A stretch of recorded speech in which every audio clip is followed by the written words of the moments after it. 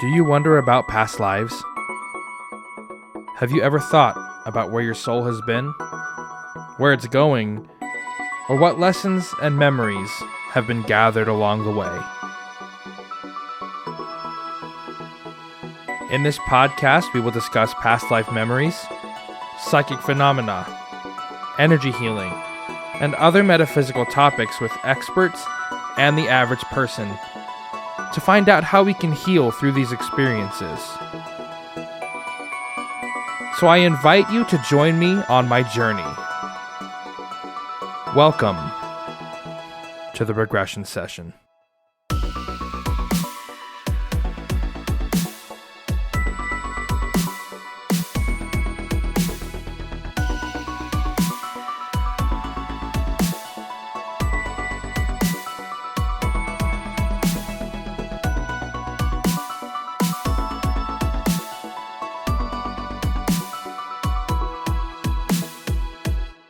Running down the street in your tidy whities, screaming, "Oh my God!"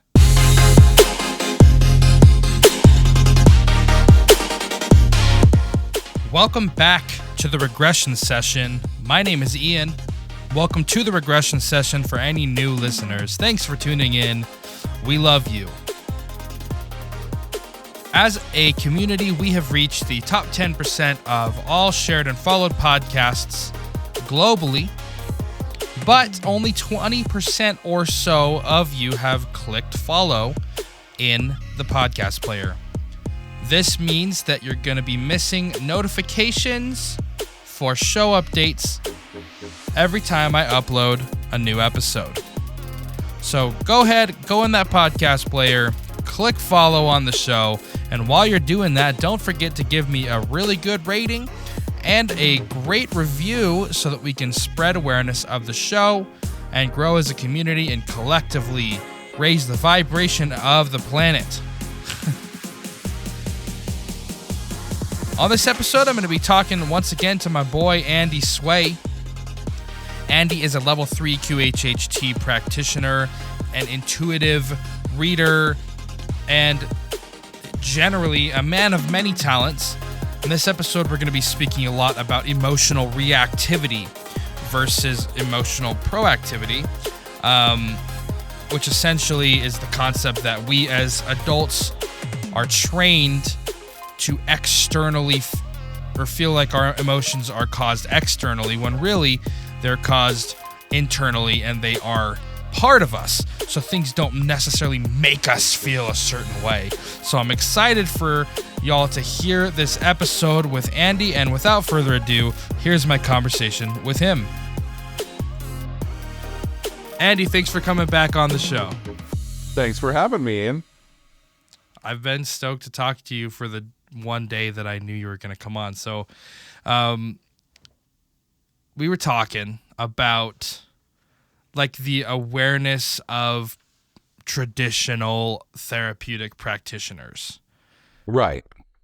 Well, yeah, a lot of times when I would criticize, a lot of my clients would come and they, in their first session, we would get so much stuff done that they would say, like, I've been doing therapy for 20 years and we never even covered this issue. And it would be like the first question I asked, when they told me what they were working on. So, I kind of developed a negative attitude about traditional talk therapy. And then I gave it the nuance because, I have had other clients who had traditional therapists who were more evolved and who worked more quickly and in a way that I resonate with more. So, I kind of came to the conclusion that talk therapy itself is something, it's not something I've done a bunch of, but almost all of my clients, or a huge percentage of my clients, have. And the whole issue is really, to me, how evolved is the practitioner? How much work has the practitioner done on themselves, and are they doing it on an ongoing basis? I find that a lot of traditional psychiatrists, psychologists, they just stay in this mode of almost like, I have a secret and I'm not telling you, and how did that make you feel, and how did that make you feel, and I find that they seem to get to a point where they think, well, I've studied this, I have this knowledge, I know what I'm doing, and they're not necessarily doing their own work on an ongoing basis. Yeah, they're the doers, not the getters. Yeah, I mean, I think that, it's kind of like if you have a clergyman, just because you went to the seminary or whatever, just because you studied your religion to a high degree academically, doesn't mean that you're more spiritual than somebody sitting in the pew listening to you. Um, but there's this thing that happens where people think, I'm educated, or I have this degree, I've attained this level, and healers can do that too, obviously. So I look at it as like, are you going after your stuff as it arises, which it always will, or are you sitting on your laurels and saying, I have this PhD, this MD, this whatever, and so therefore I can sit back. I mean, it bothers me a lot of times the way that that they will not say anything, and just kind of like let you dangle, and it's kind of like they're giving you the vibe of they know totally what's going on, right? It's like, I gave you the psychological test and I'm looking at the results, but I'm not telling you what I'm seeing, right? I'm just like, oh, very interesting, and letting you dangle in this insecurity of like, what are they think, So anyway, I've had a lot of clients that they say they've done therapy. It was amazing. It helped change their lives. And for a lot of them, even if the kind of stuff that we're into is more effective, a lot of those people wouldn't be ready for it if they hadn't done the therapy first. Yeah, it's a good starting place, a good like jumping off point. Yeah, because for a lot of people, these kind of questions about how do you feel or whatever, they've never even asked themselves these questions about things. So to get in that conversation, there's so many people that just say, I'm fine. What are you talking about? Right? There's so many people in emotional denial that for them to go to traditional therapy for a while might be necessary before they could do any other kind of work. But, then you hear people with the same therapist for 20, 30 years, and they still have their crippling anxiety or whatever. And, you have to wonder, like, well, how effective is this therapy? Yeah, that's the problem that I have too. Is like when I look at it and, I've been in therapy with the same guy for 15 years and my anxiety is so unique and so tangled and so bad that I haven't made any progress. It's my fault that I haven't made any progress. Right. It's like, no, you're trying to make progress. The problem is the techniques that are being utilized, or the person that you're going to is in the money mill, right? Yeah. The money mill is a big thing, like a big part of it, where it's like, I'm gonna work as slowly as possible. And there are definitely these types of people out there. It's like, I'm going to work on you as slowly as possible, or maybe not even at all, to help to make you come back every week for a session that's going to cost, hundreds of dollars. Don't worry, insurance will pay for it. And then they're making good money, but there's no real work being done. It's just a status quo. It's hard when you're standing on the outside. It's like I try not to talk bad about anybody. One thing that one thing that's big for me is the question, how did that make you feel? I am totally opposed to that question. Because my philosophy is nothing makes you feel anything. Your feeling is a reaction, right? So some people see a scary movie and they laugh, and some people see a scary movie and they have PTSD, right? So the scary movie doesn't make you laugh or make you have PTSD. That is your reaction to it. So in a lot of psychology, it seems they're always asking, well, how did that make you feel? And to me, that is subtly reaffirming people's reactive patterning. It's putting their reactivity on a pedestal almost. Right, and before we get too far down the reactivity thing, because I know you want to talk about that, and I want you to talk about that, could you just explain for my audience, people who may not be as familiar with these kinds of terms, what exactly the reactivity is and why that applies to what we're talking about? Think about like a hot button issue.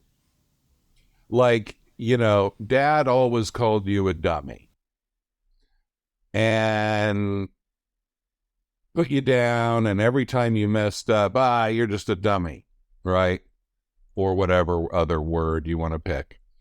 And so you go around with this chip on your shoulder your whole life. Like, part of you feel dumb, and you feel ashamed of being dumb. And then maybe another part of you rebels against that and says, no, I'm not dumb. And then you're pissed off at anybody that calls you a dummy. So that's a reactive pattern. People have it about their intelligence, about their looks, about their athletic abilities, or, whatever, artistic abilities, anything, anything that you could be judged on. And so what happens is that we have these places where we've been wounded, and we haven't healed the wound. And so those places are like, if you imagine a flashlight, a big spotlight, those places are like smudges, like black marks on the spotlight, so that light doesn't get past that. And so you don't get as much light shining out, right? But you also get these patterns where people actually, and that's my problem with the psychological thing, the traditional psychology thing of how did that make you feel? Because that's saying, well, if somebody called you a dummy, that made you feel angry, for example, and that's why you hit the person. That's reaffirming your reactive pattern in a subtle way. Not that a psychologist would want to totally reaffirm it, but when you start with this idea, how did that make you feel? That's saying something made you feel that. So what is it? And what I'm saying is that nothing made you feel it. It's like you got squeezed and whatever was on the inside came out, right? Your insecurity came out, your anger came out, whatever. So it's like, there's the term pushing somebody's buttons. He really pushed my buttons. Okay, you could say, hey, don't push my buttons. Or you could say, I shouldn't have buttons. And that's the camp I'm in. I'm in the second camp. Disable your buttons. You know, if somebody can push a button that makes you punch them in the face, that means they have the power to make you go to jail for assault. That means they own you. You know, why would you give somebody a button that they could push to put you in jail? And you walk around with that button that anybody could push, and you go to jail. Like, that means they are in control. Even if they get punched in the face, you know, you get arrested. And so you want to not have a button. And somebody says, hey, dummy. And you say, hi. Right? I mean, Yeah. think of any insult that people get pissed off about.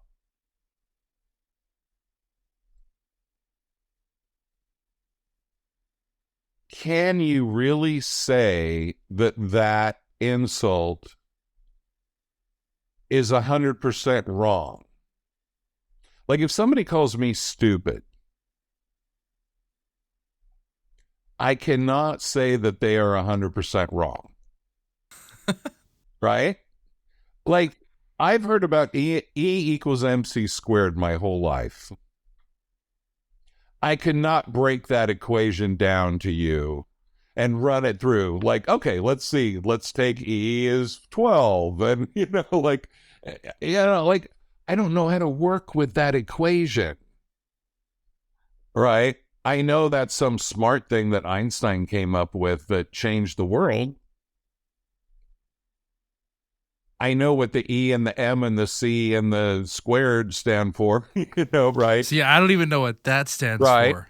So if you're dumb, then what am I? But I mean, I'm really saying, dumb. even if I know that, I don't know how to apply it to do anything.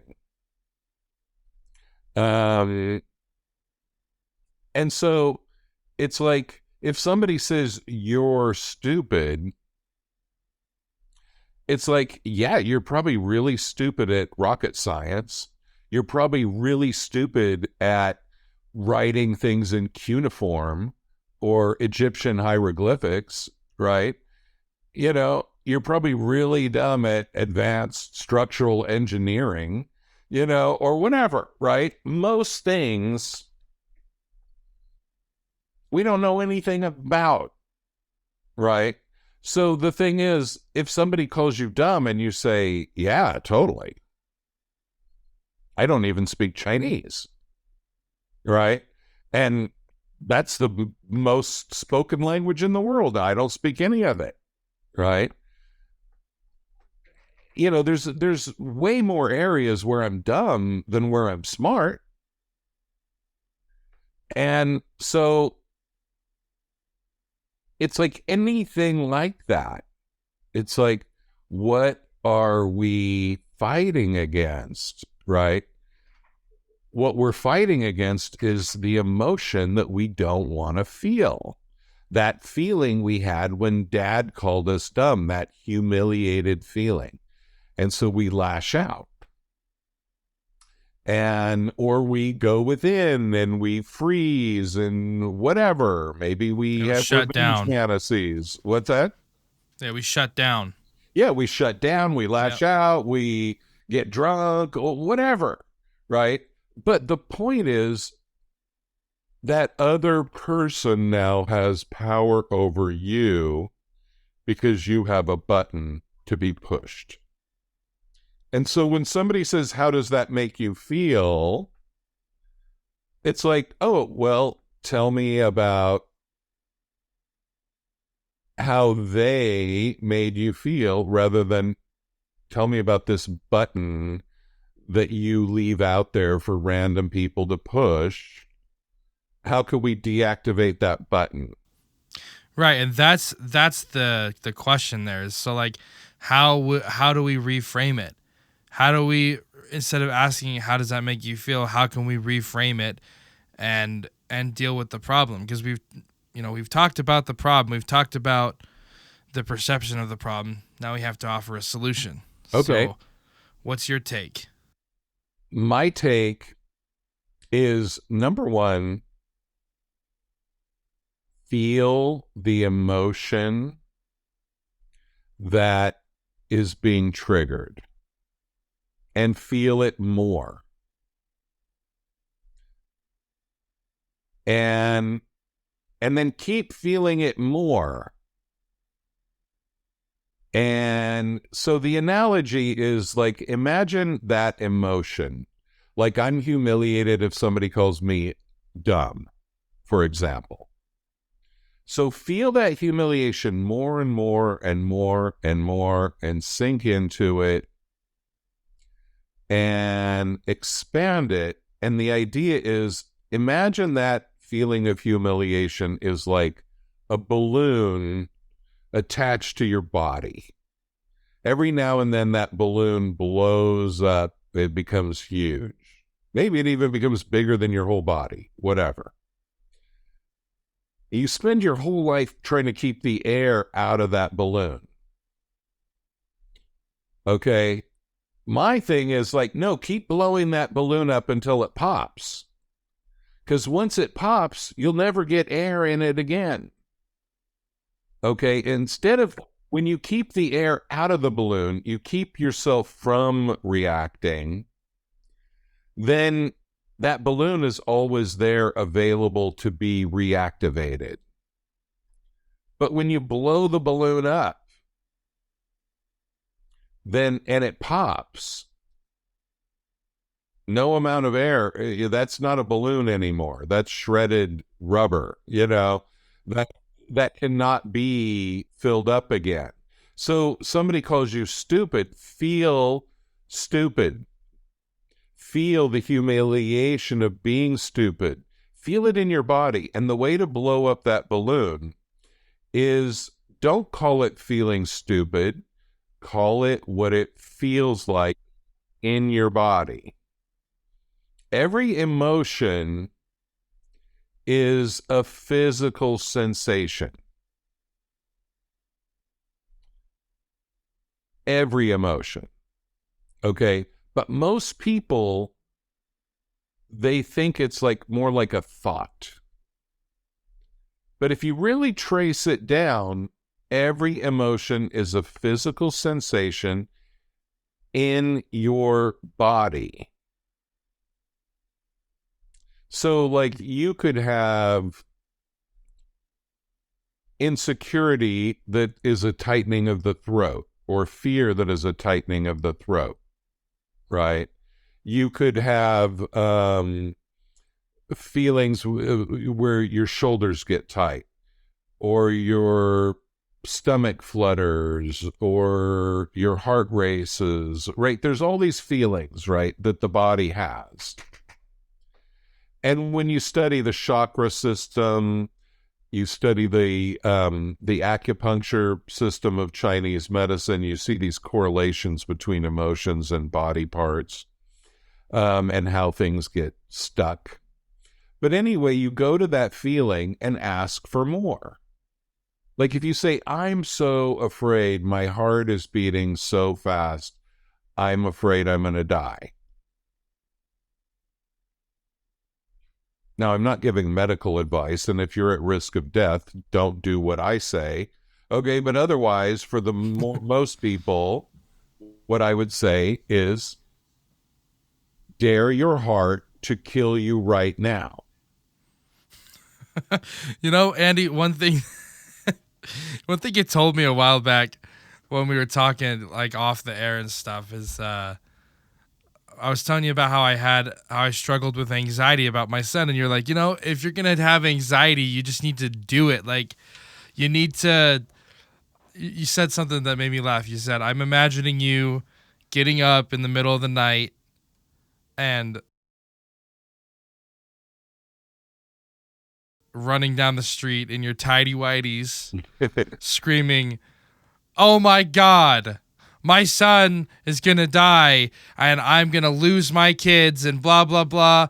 And the concept behind it took me a minute to understand what the hell you were talking about. But it's Right. like, you've got to do it on purpose. And that's what I think you're saying. I have an example where this worked for somebody. It was just like completely random.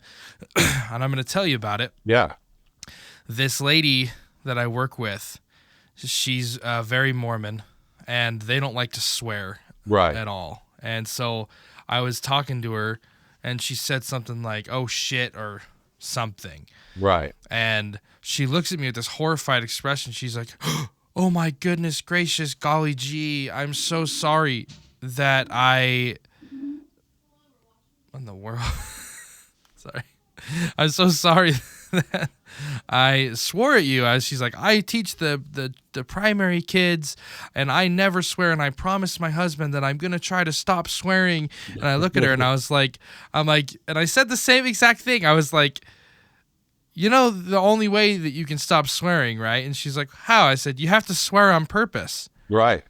I was like, "You have to do it on purpose, because once you do it on purpose, it puts it in your control." Right. You know, all of a sudden it stops being this, "Whoops, I said shit." And then all of a sudden it becomes like, "I'm going to say shit now." Right. Yeah. It sounds so dumb, but Well, it's true. It's putting your hand on the wheel, instead of not having your hand on the wheel and freaking out at where the car is going. Look, most people live their whole lives trying to avoid the shitty feeling they had when they were a kid, or many shitty feelings they had when they were a kid, because we lost paradise at a very young age, and then we got traumatized into this world, and we have to process that.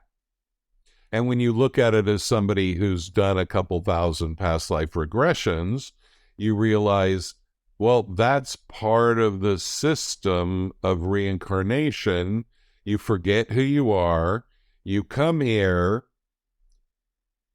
and it's traumatizing to be in this limited state, that you're this little kid and you don't know anything, and anybody could victimize you and whatever, and you're really emotionally sensitive, so it doesn't take much, right? It doesn't have to be horrendous abuse. It could be, "Mommy said you don't get a candy bar today," whatever. And if you don't have any traumas in your life, then you'll just get spoiled, and you'll be traumatized at whenever you don't get what you want. That'll be your trauma, So it's like, because we come from a realm where we manifest whatever we want when we want it, when we need it, there it is, right? And so there's an innate knowing that that's the natural way things should be. And then we have to get acclimated to this realm where things aren't like that, where you don't get what you want. And so there's multiple layers besides just abuse and all of that, right? Which, way too many people have had to deal with. But then there's more where, just the fact of being on Earth is traumatic in itself. So it doesn't matter if you're the perfect parent, your kid's going to get traumatized. And they could get traumatized because you're too strict, or they could get traumatized because you're not strict enough. They could get traumatized because you're strict, or they could get traumatized because you wanted to be their friend and you refused to be the parent, right? They could get traumatized by anything.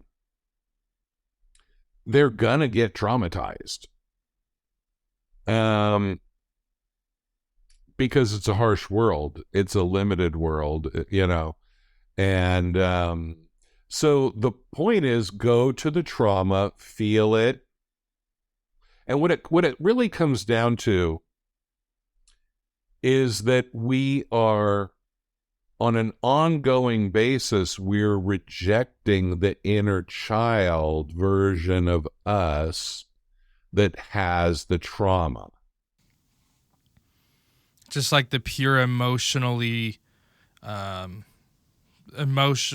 don't want to say reactive, but like that's kind of like the best word, like the emotionally, it's a different kind of reactive than what you were talking about before. Like the kids live through their emotions, whereas as we react as adults typically through our emotions. Does that make sense? Like, yeah, but what the I'm thing trying to is, say, we're kids still live living through through them. our emotions, but we're creating this mental boundary where we treat our emotions as thoughts and philosophies and all this other stuff, but it's just a buffer so that we don't have to feel it.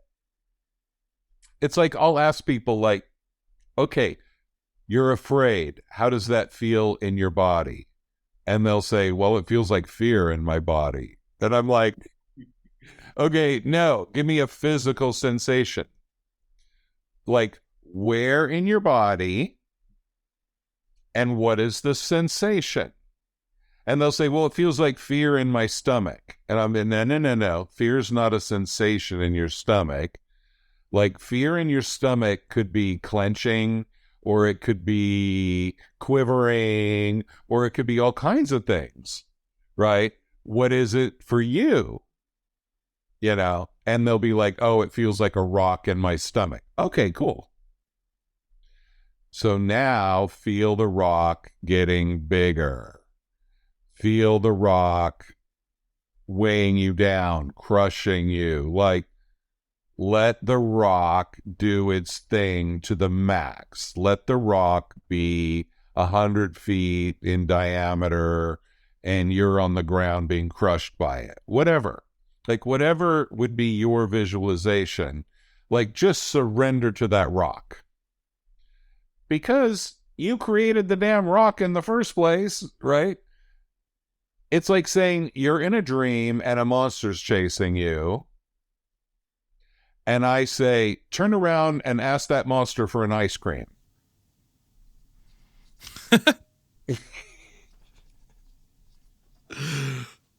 Okay. You know, it's so funny because you're right. When I have kind of,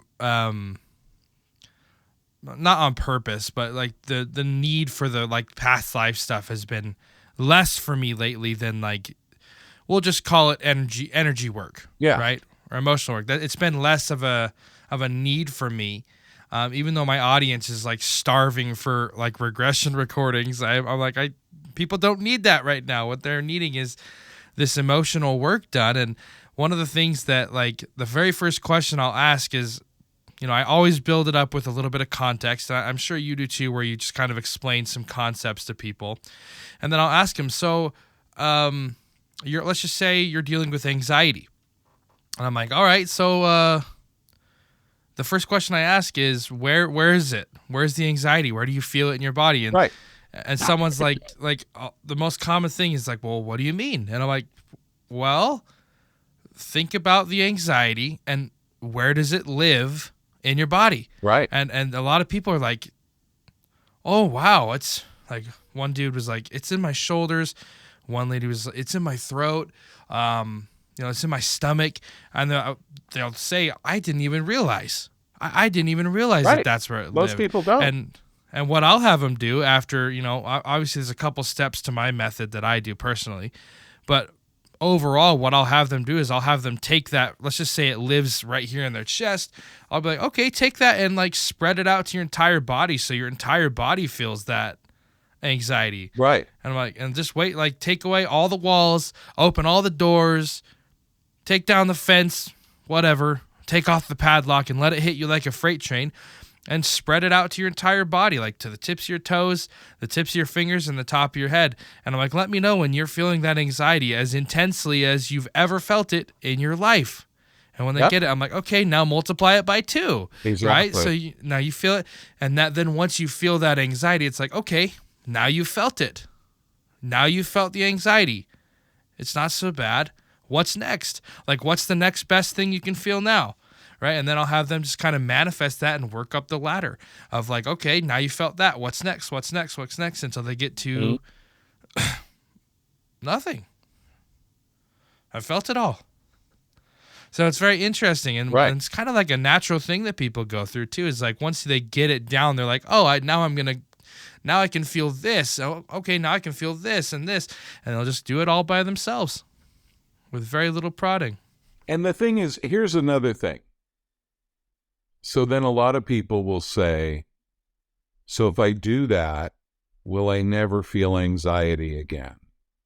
And I say, no, you're definitely going to feel anxiety again. Okay. The point of this is we don't need to kill it. Like, we don't need to get rid of any emotion permanently. They're there for a reason. Yeah, there's no need for that. If you remember to just feel it the thing is, it will bring you information. I look at emotional repression as this, it's kind of like a gateway to higher dimensions. It's like a test you have to pass to get to the next level. When you're willing to feel whatever emotion comes up, then you can actually use your emotions as perceptual mechanisms. They're just like eyes or ears or a nose, right? Emotions are like your sixth sense. That is the beginning of intuition. You have a feeling. I have a feeling he's bullshitting me, right? Yeah, feel that feeling. See, if you're not able to feel feelings because you're so battling every emotion you have, then you can't get that intuitive hit. You're blocking it. And most people are blocking it, and they get the intuitive hit anyway, but then they doubt it. And then they think, well, how do I know that really means anything? Oh, I'm probably making it up, and they go through that kind of process. So the thing is, like, learning how to feel your emotions and not try to get rid of them is just the beginning of a process. And so, yeah, a lot of people, they'll get stuck in this thing of like, I have to clear that emotion like permanently, so I never feel it again. Now, what you want to do is you want to never feel it again because of reactivity. Possibly that could be okay, but it's not about never being able to feel it again, because somebody dangerous might come around and you just feel a sense of unease in their presence, and you move away from them, and that is healthy and that is a good thing. So you need to do that. You need to tune into these feelings. But if you're so freaked out of every feeling you have and you can't even name where you're feeling it in your body, that's going to be really hard to tap into intuition on a consistent basis.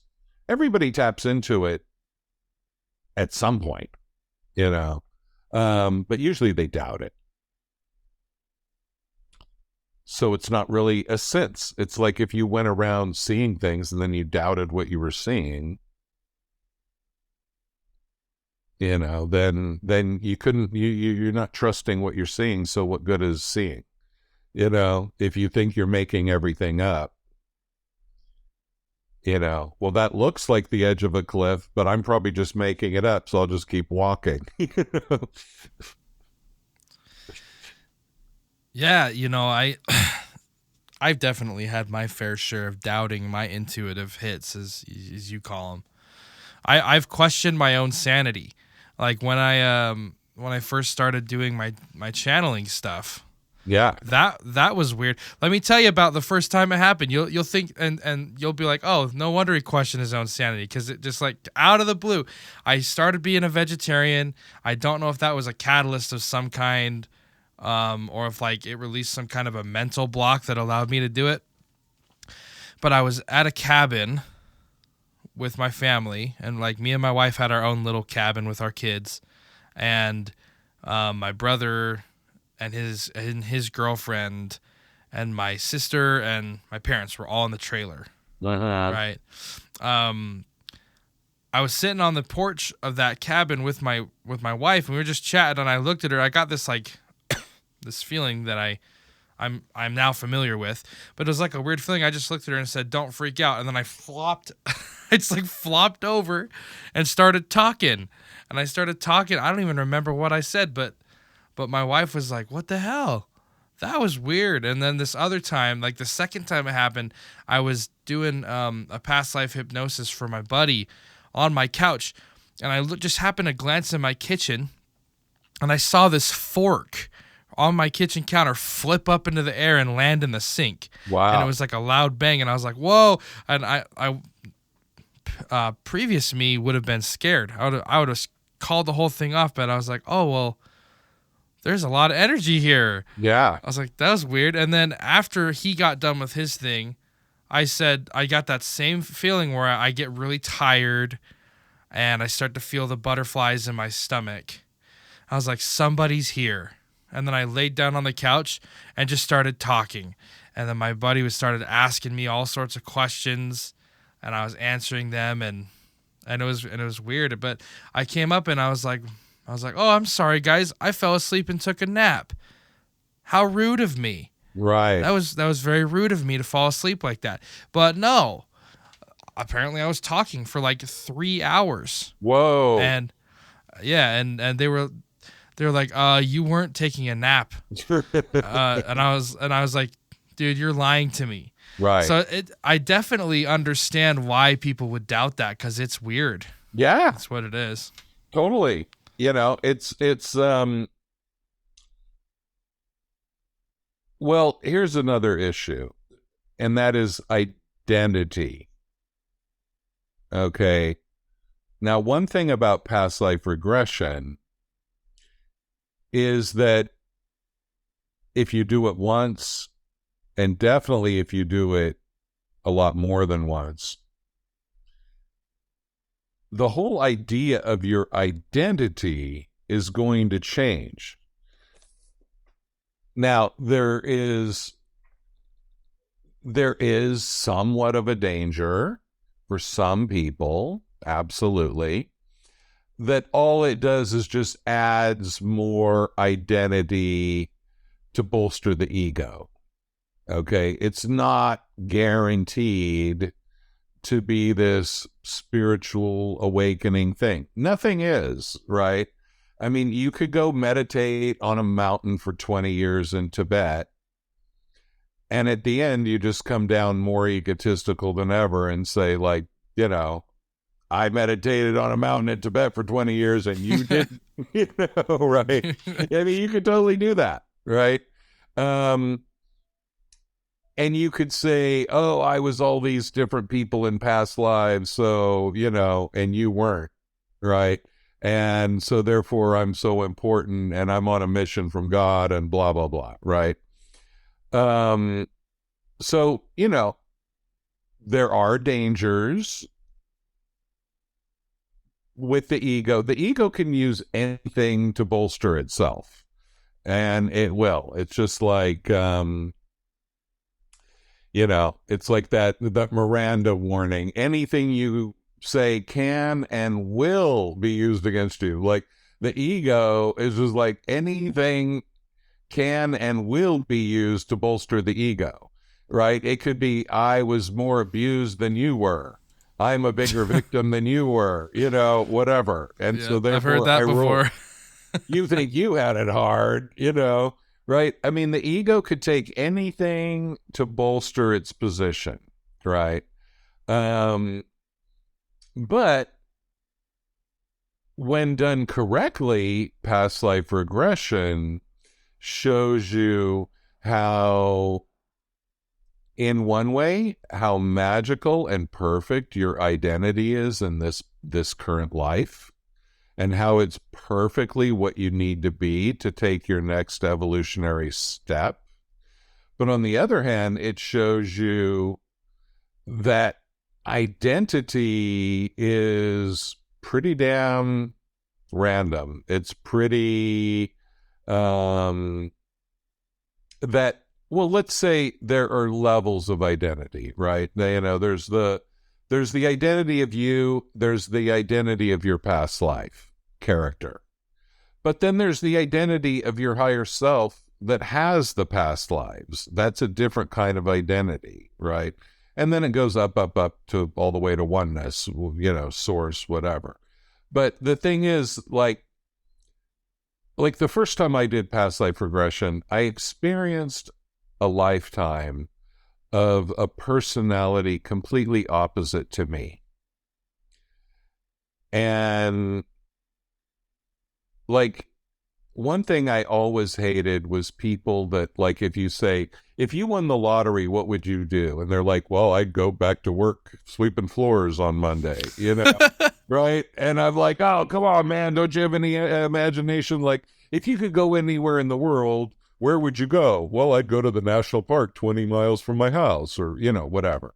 Right. And I would always go crazy at the lack of imagination.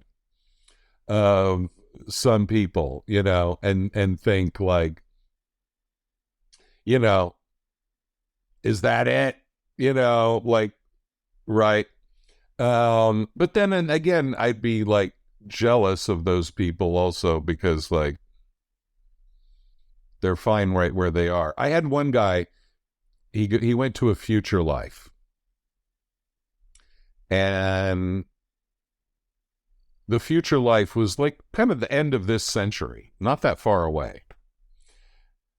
And one thing that they had there was the kind of Star Trek beam me up Scotty thing, whatever they called that, the transponder. I don't know what. Yeah, whatever That was called.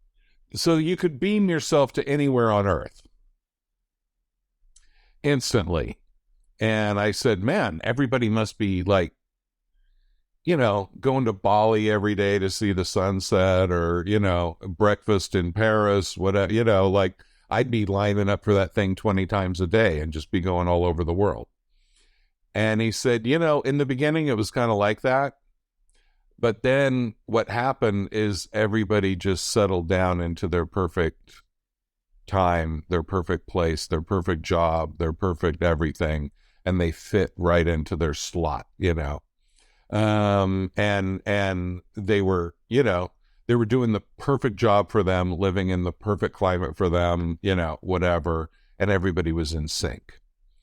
And identity is something where we can get stuck, in a lower identity.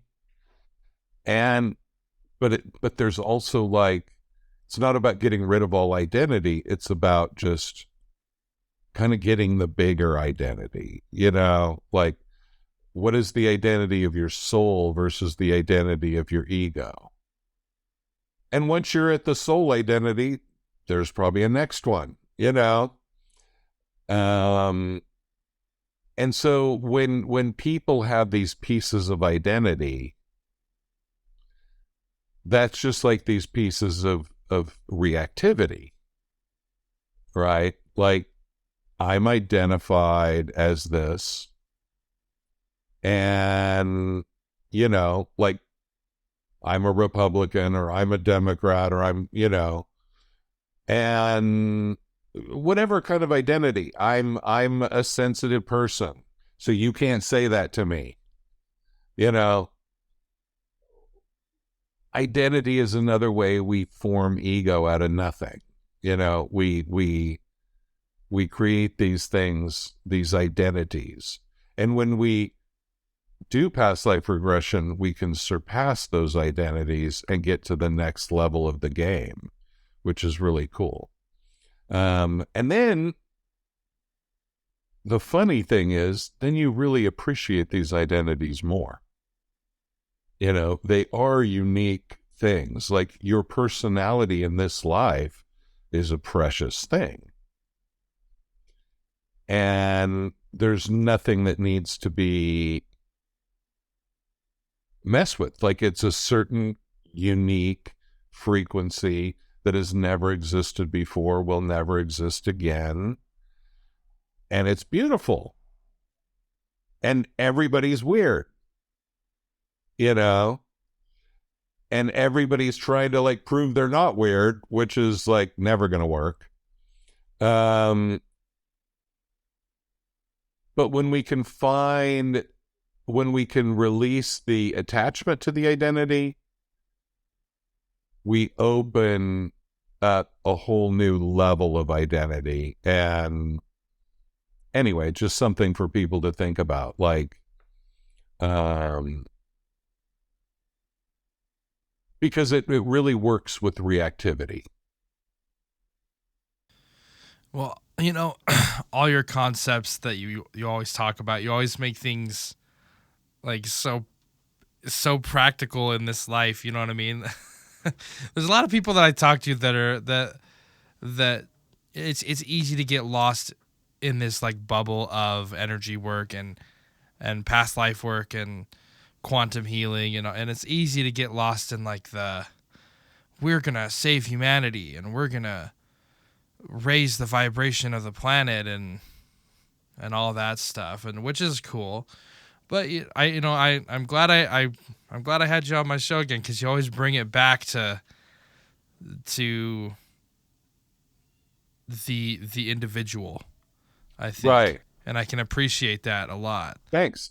Well, the thing is, I always tell people, like, what do you think you're going to get?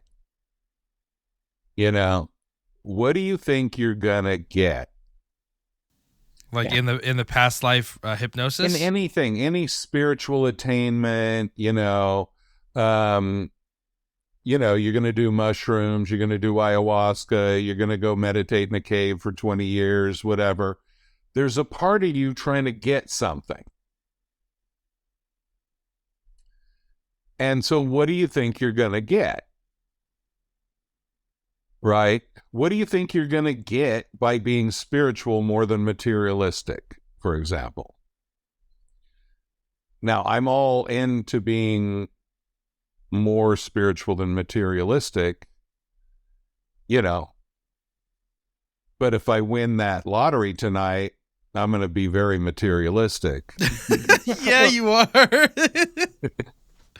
I'll tell you what, Andy, I would never work again. Everybody always, that drives me nuts too. Or it's like, what would you do with $1 million? Oh, I'd put it in the bank and live off the interest. And that's a huge thing that always drove me nuts. I'm like, what interest? Yeah, right. There's no more interest. But yeah, it's like there's this thing that people think they're going to get, right? Which is usually not very spelled out. It's just kind of, so,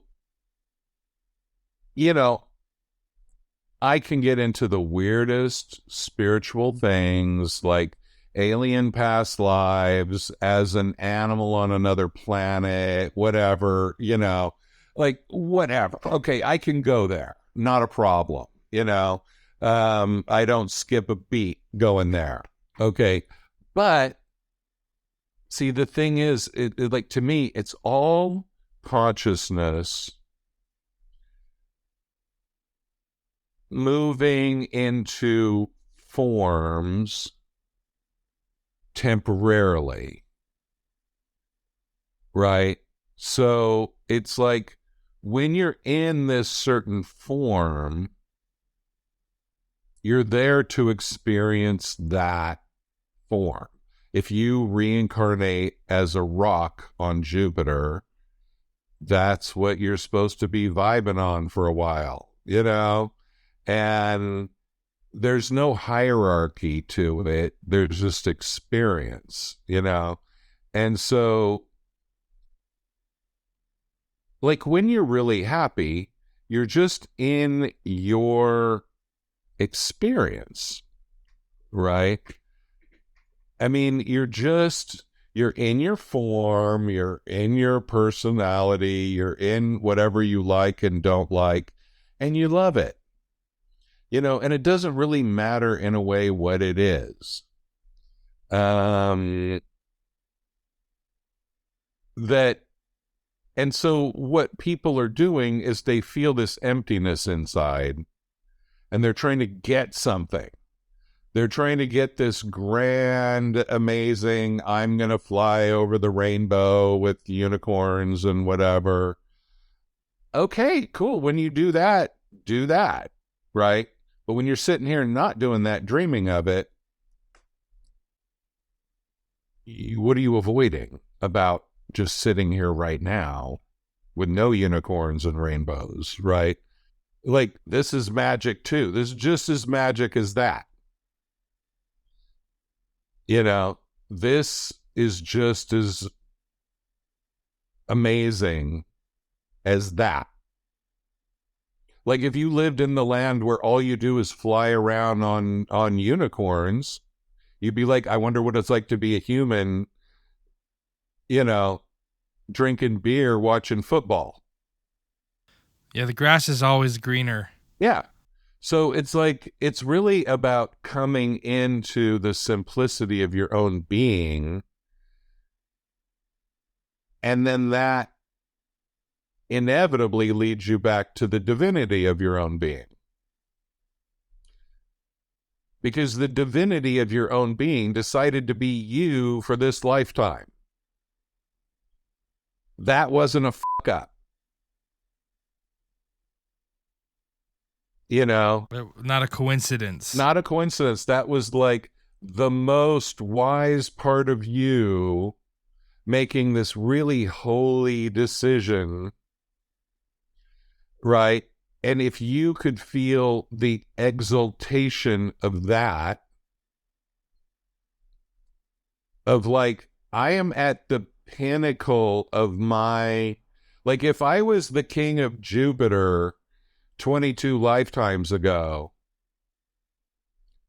I am at the pinnacle of my personal evolution right now.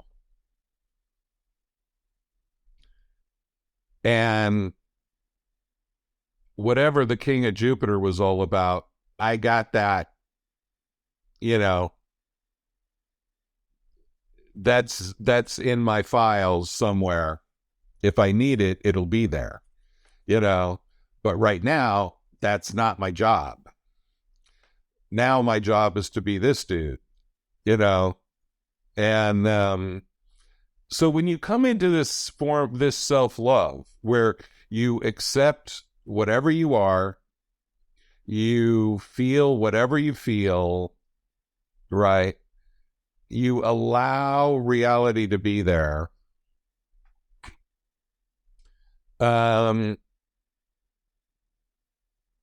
Then you kind of settle down this base layer of crap and you start attuning to higher, more subtle levels.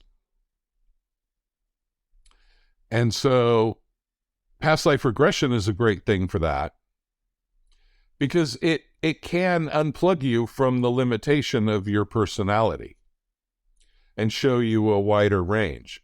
And then, like with QHHT, you're actually channeling your higher self, or Dolores Cannon called it subconscious, right? And when you're channeling it, it feels, I don't know to you, but for most people, it feels like you're just making it all up. Oh, yeah. Every time. Right? Every single time. You're I'm like, I am making this up. But then when you listen to the recording, you're like, there's no way I could have made that up. You know, like, I never even thought about that, you know, and now here I am. Because when you're doing it, it's like so obvious. Like the answers to the question are so obvious. and you're just blah, blah, blah. And then you listen to the recording, you're like, how the hell was I just saying that so matter-of-factly? And I mean, it's amazing. But sorry, I'm all over the place because one thought leads to another, but, and Oh, you're fine. I'm just sitting here just soaking it all in. yeah, the thing is like, well,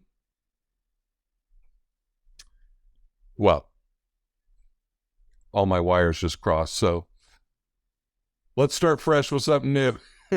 Whatever. Well, Andy, we've been talking for a while now, and we'll have to have you come back on at some point. But let's talk about you. You've got that event going on. Okay, You've got your website. You've got all sorts of stuff that you do and that you offer. So why don't you just take a second and tell my audience about you? Okay.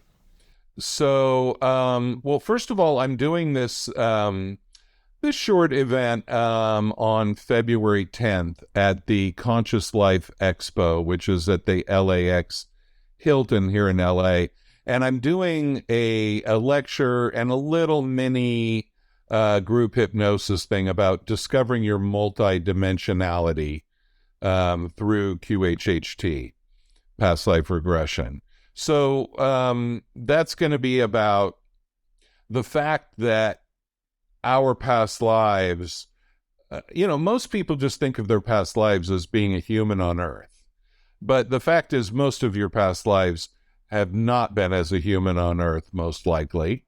And they've been in other dimensions, in other realms, other planets, as other types of creatures.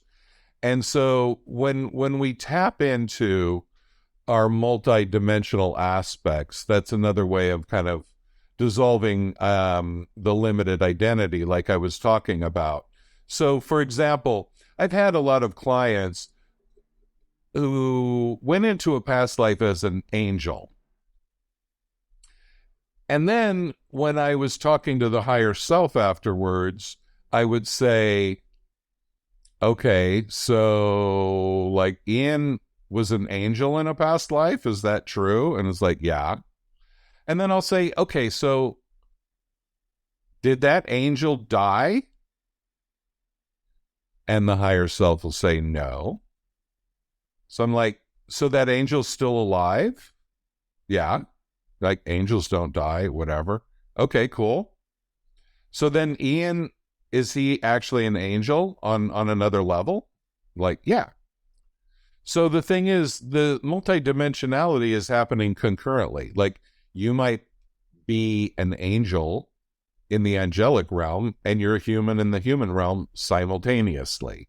And you might be an alien, and you might be an amoeba, on Pluto or something. Who knows, right? So just discovering that multidimensionality can tap you into who knows what. So anyway, it's a fun thing. It's going to be on February 10th at 9:00 at night at the Conscious Life Expo here in LA. And does that require tickets? You can get tickets. You can go on my website and find it. And you can also just look up consciousLifeExpo.com and then just look for Andy Sway. And so, yeah, it's the first night of the expo that I'll be presenting that. My website is andysway.com, and everything you can find my YouTube channel, Andy Sway, ANDYSWAY. And so anybody that goes onto my website, they can also sign up for emails of future events. I'm going to be doing a lot more seminars in this new year, and group healings, group past life regressions, and a lot of different things. So there will be more information coming up on the website and all of that. And, sometimes I travel to New York. About twice a year, I'll go to New York and see clients there because I used to live there. Now I'm in LA. But I just got back from there about before Thanksgiving, early November. So I'll be back probably in the spring. Try to avoid the winter time there. I came to LA for a reason, to get out of that whole winter thing. Very happy about that. And otherwise, I'm working on a book called The Love That Loves You. And about how you are surrounded by love and the whole universe is loving you every minute. And if you can open up to that, there will be another quantum leap in your consciousness. So those are some of the things I got going on. That's fantastic, Andy. And, links to those can be found in the description. If you want to go out to that expo, go to andysway.com or the other website. That'll be linked in the description. And you know what, Andy, thanks so much for coming back on my podcast, man. I really appreciate talking to you every single time. Thank you, man. Great talking to you. That's it for today's episode. I would like to thank Andy for coming on to my show once again, and I would also like to thank you for tuning in. Definitely head on over to andysway.com. Click the links in the description if you're interested in heading out to that expo. If you're in the LA area, I'm sure Andy would love to see you and talk to you at that talk he's giving. Don't forget to follow me in your podcast player so you don't miss any of the weekly updates. And don't forget to leave me a great review. If you would like to come on the show and share your past life experience or your experience on any metaphysical topic, shoot me an email. My email is theregressionsession@gmail.com, and I would love to have you on the show.